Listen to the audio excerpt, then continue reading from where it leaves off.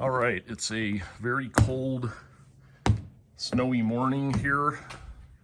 It's like 18 degrees, and what we are doing today is we've got a couple things going on with the car. I need to change the oil and filter on it, and I've been getting this misfire with this cold weather, and it's setting a P0024 code, which is the bank 2, which is driver side. It's setting random misfires on 5, 6, and 8.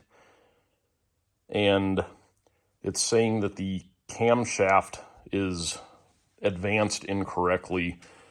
So I've also got a very bad valve cover leak on this side. So I'm going to be replacing the valve covers, and then I'm going to pull these solenoids out there and clean them up and swap them out and swap sides and see if my code jumps or if cleaning them fixes it.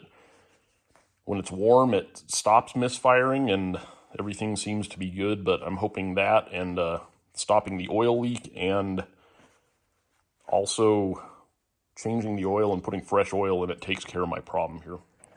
All right, got the top torn down here. There's like these screws that hold the wire looms on there, and I got over to this side, pulled the coil 5 out, and then coil 6 is completely saturated in oil, which I'm sure is not helping my misfire. So I'm thinking it's the valve cover gasket leaking in there, but it's looking like it's lower than that. So I'm thinking it's the intermediate part there. So more to come on that. I might have to tear down a lot more of this than I thought I was going to.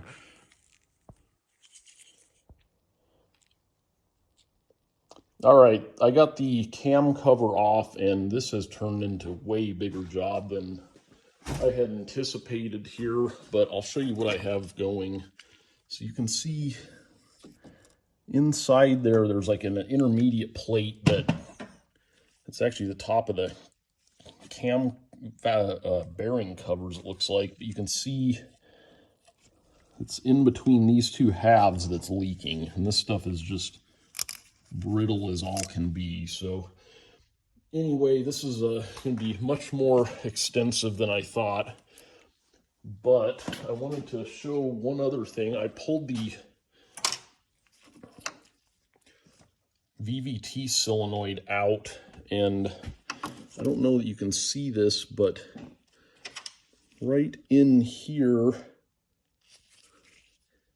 right there, there's like a piece of, I've got my magnet here, like a piece of a screen or something that is stuck in that valve. So I'm thinking this isn't the side I was having the issue with, but I was really surprised to see that. So here's a, see if I can't get it off of there. Yeah, it's like a piece of little piece of metal. So I think I may have found my culprit, but I think I'm going to have to tear this all out. It looks like it bolts up to this back cover, and I think there's separation right there. So I might get lucky and not have to take the whole back end of the motor apart, but more to come on this. All right, so I did a little bit of research on this oil leak repair here, and there is a cam girdle, they call this whole thing, and there's a rubber gasket that, as you saw earlier, was really brittle. And for this cam girdle to come out, you basically have to do it in the car by putting it in service position to lock the timing, and then you have to remove these secondary air injection pipes, which this is the valve back here. There's a coolant pipe on the back of the engine, and from there you can take these timing covers off, and then you have to remove the chains and take the cams and everything out to get this out of here. So the other option is remove the engine, which sounded a little bit easier actually than doing this in the car, but I chose to do neither of those. So what I actually found was there's a website called Audi Oil Leak misfire.com, and they have these sleeves that are tapered on one end, and they actually drop down just inside of here, and then they still fit over the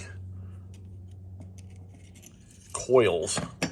So you RTV these in place, and yeah, they're very thin, they're aluminum, and I'm going to demonstrate installing a couple of them here. You have to first get all the oil out of there, and then I'm going to wipe it out with denatured alcohol just to dilute the oil down, and then we're going to glue these in with a Audi Oil Leak recommends Permatex Ultra Gray. So I'm going to put these in and show you how this is done.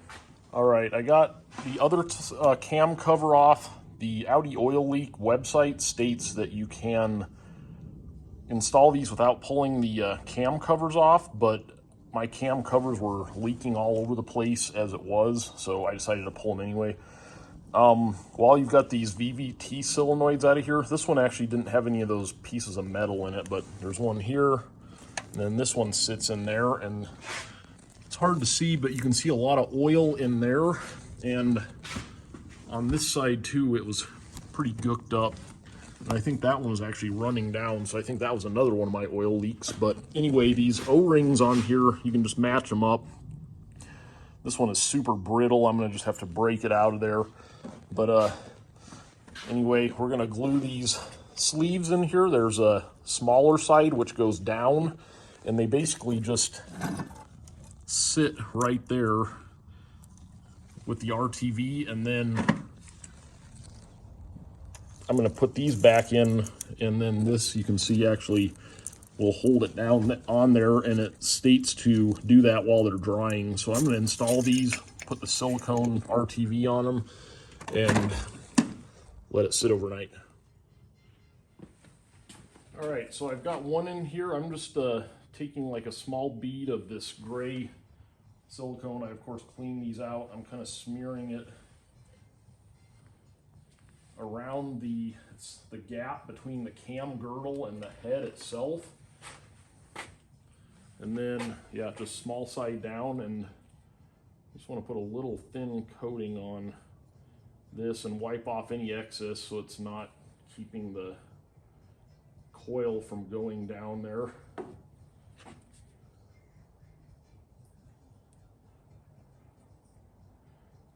And then, yeah, just thin coat on that.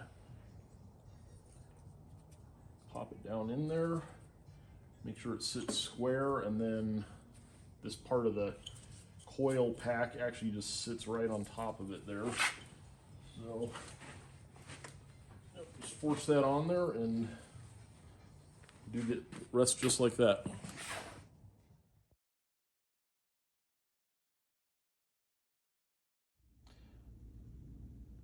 All right, so real quick on these VVT solenoids.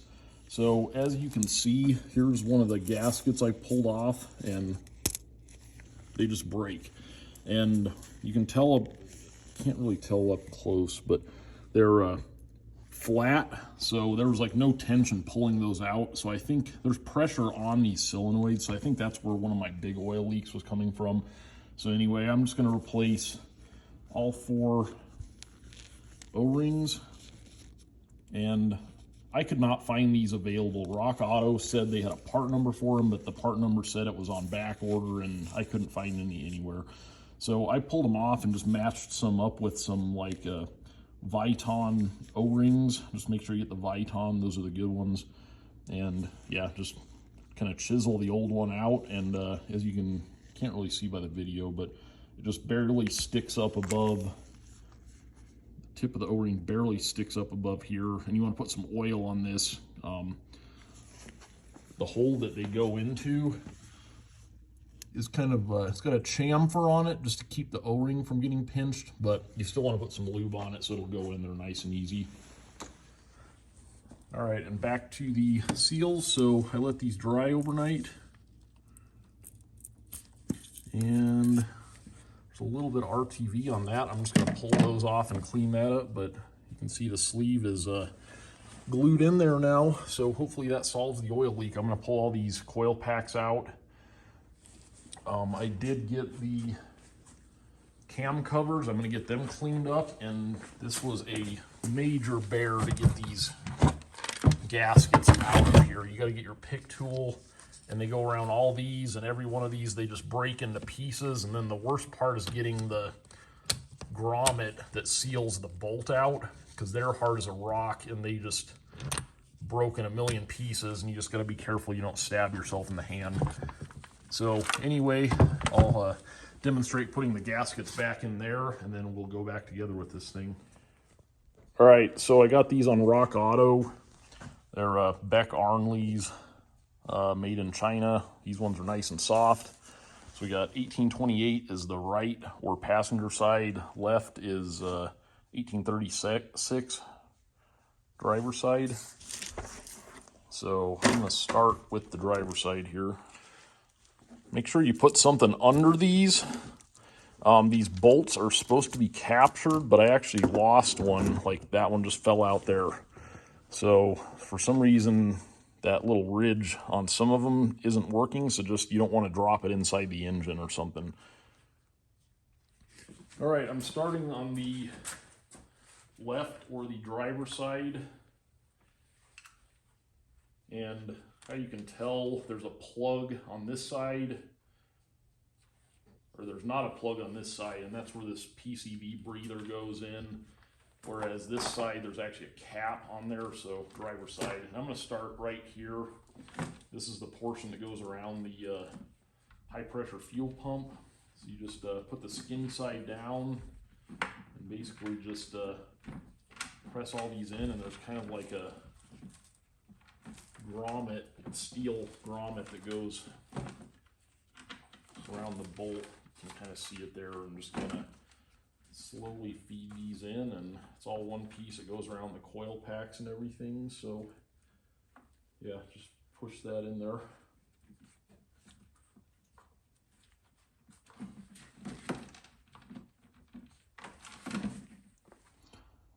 All right, I'm going on with this here, and it fits good, except for right when you get to, this is the one opposite from the oil filler. So I got right here, and where this piece is and that piece, it's like it, I don't know if it should have gone around, but anyway, I had to cut two, you can see right there in the gasket where my thumb is. I had to cut two reliefs to go around there and there. So anyway, just if you can't get it to sit flat, that's what was causing this here. So just push that down, and yeah, I'm gonna have to look and see if I got the right gasket, because that's weird. I shouldn't have had to do that. But anyway, it sits in there now, and we can go and do the other side. All right, so I just did the right side here, and I don't know what the difference is. This part, it was just open all the way, and I didn't have to cut it or anything. It just went right in there. So I don't know if I got a bad gasket, or I mean, I don't think I got a bad gasket because it's didn't have a piece of plastic in there. So anyway, just be mindful of that. I'm going to put the driver side back in first. I might do that off camera. It was the hard part, harder than the two, I would say. Thing that made it hard was this back bolt here, which is right there. I actually took my pry bar and squished that heat shield out of the way, because there was no way you're going to get to it. And then I just used a T30 with this thing. It's actually a John Deere whatever, but yeah, I just stuck it through like this. And you kind of have to hold your finger on it, and you just go a couple turns at a time until it comes out. It's pretty tedious, but yeah, with all these hoses in here, it makes it a lot harder than the passenger side. So all right, I am going back together on the driver side. I started that far down bolt there that I mentioned earlier is really hard to get to. I read that the right way to do that is to take the fender liner out, and then there's a way to get this heat shield out, which it looks like it's riveted in, but maybe it's just bolts. But anyway, I hand tightened that one down. I'm gonna do my best because there's no way I'm going to get a torque wrench on that.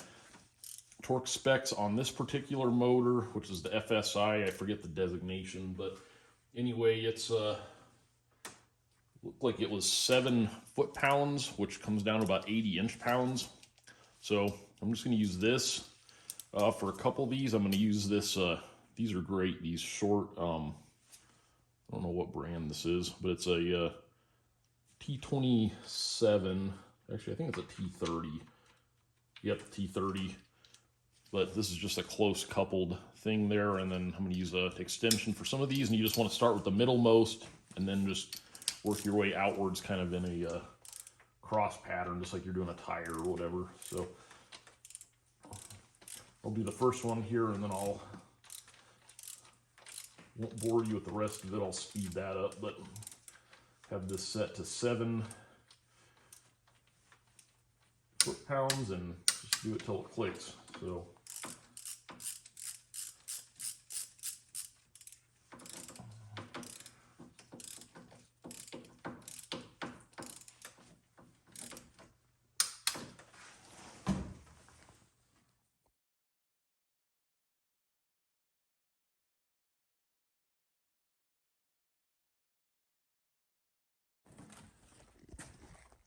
all right, I got driver's side all torqued down, going back together with this side. So as you can see, those tube seals are all in there now, and these just slip like right into them and just kind of bottom out right on there. They're the perfect height, so they just still get held in by the coil packs. I always thought it was weird these Audis didn't have any kind of retainer on these other than the wiring harness, but anyway, so yeah, these Audi oil leak seals fit perfectly in here, and as you can see, they kind of just sit up above there a little bit, and you could easily put these in without having to do the cam seals, or cam cover seals, but like I said, mine were leaking really bad. As you can see, there's oil all over the place on the manifold and everything, so I'm looking forward to driving this car without having smoke coming out from under the hood and oil burning smell. All right, so I'm just going to put the wires back on and wrap everything back up. All right, everything's back together. A couple things to remember when you're doing a big job like this: put the oil drain plug back in and reattach the skid plate if your car still has one, which this does. A lot of those go missing over the years. Got to put oil back in it. Put this piece back on.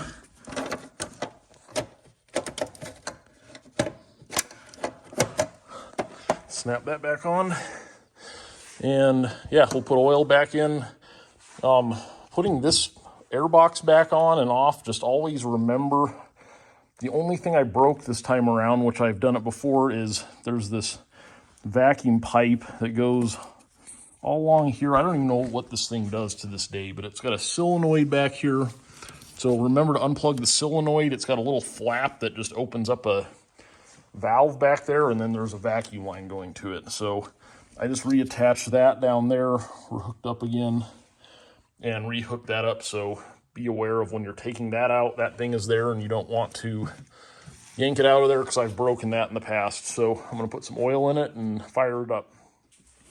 All right, we're going to fill this back up. I wanted to say a quick word about oil on these cars. I know a lot of people like the liquid moly, which I don't doubt that's a great oil, but I've ran Rotella T6 in everything. This is 540. I even run the same oil in my Cummins turbo diesel, and I put this in everything I have. It's and I'm not getting paid to say this, but the thing that's great about this is I bought it for $25 a gallon at Home Depot, and that's actually the cheapest I've found anywhere. So yeah, just a quick pitch for Rotella. I think I read somewhere that it has a lot of zinc in it, so if you have a motor that's sensitive to zinc, you don't probably want to use this, but yeah, it's good oil though, and it does the job.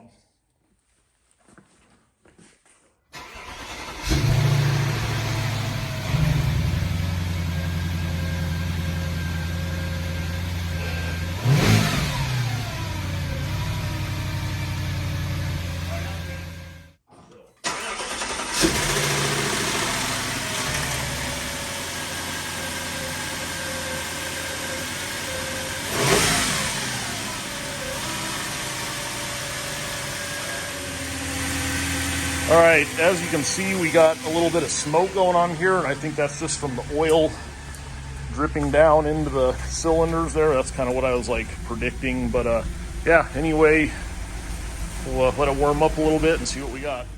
All right, no warning lights. I got to reset the oil life indicator, and then yeah, I always put it in lift. That's the nice thing about these cars, you can lift them up when you put them on the thing. So we're going to drop it down and go drive it here for a minute, see what happens.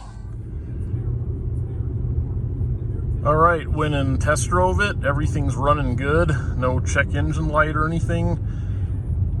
These engines take about 9 to 9.5 quarts of oil. I put about 8.5 in, so I'm just gonna wait for it to warm up a little bit and top up the oil, and yeah, we'll call this another successful Audi repair. Thanks for watching.